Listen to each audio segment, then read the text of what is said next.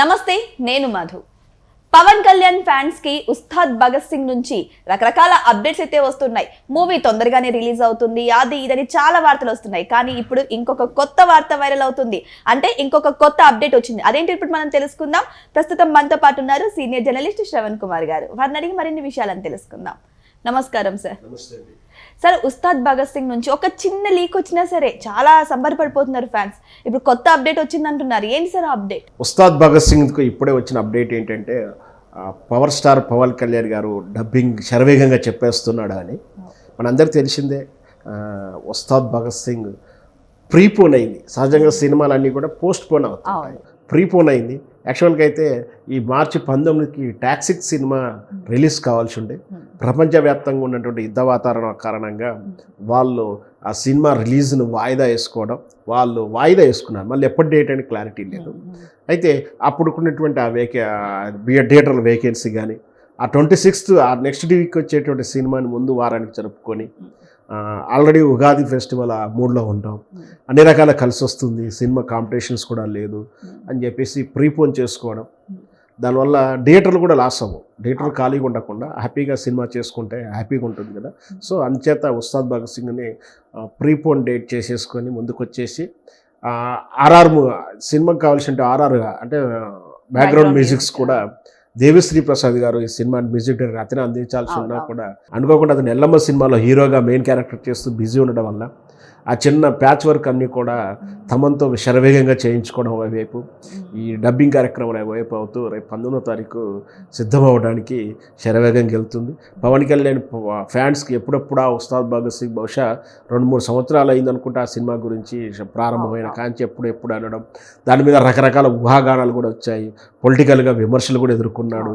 అది కేవలం income tax గురించో బ్లాక్ మనీ గురించి డమ్మీ సినిమా బయటికి రాదని విమర్శలు కూడా వచ్చాయి. అట్లాంటి వాళ్ళ నోర్లు మోస్తూ రేపు 19వ తారీఖు ఉగాది శుభదినాన అది ప్రేక్షకుల ముందుకు వస్తుంది. సంక్రాంతి ఏ విధంగా అయితే తెలుగు ప్రేక్షకులకి నిజమైన సంక్రాంతి వేడుకలు పండుగలు ఎలా చేసిందో ఉగాది కూడా ఆనందదాయకంగా ఈ ఉస్తాద్ భగత్ సింగ్ జరుగుతుందని చెప్పొచ్చు. కానీ సార్, పవన్ కళ్యాణ్ గారు ఇక్కడ డిప్యూటీ సీఎం పాత్ర పోషిస్తున్నారు ఆయన. సో ఆయన చాలా బిజీగా ఉంటారు. అటువంటి తరుణంలో ఈ సినిమా లేట్ అయ్యింది. కానీ ఇప్పుడు చెప్పిన డేట్ కంటే కూడా ముందు ఇస్తున్నారు. సో డబ్బింగ్ పనులు కూడా స్టార్ట్ అయ్యాయి. పవర్ స్టార్ గారు కూడా త్వరగా కాని చేస్తున్నారు అంటున్నారు. మళ్ళీ ఏమన్నా ఈ యొక్క రాజకీయ పనుల వల్ల పోస్ట్ పోన్ అయ్యిద్దేమో. ఏమైనా కానీ సార్, ఉగాది రోజు రిలీజ్ అవుతుంది కదా, మరి ఈ సినిమాలో మాకు ఉగాది పచ్చడి లాంటి అన్ని రుచులు దొరుకుతాయా సార్?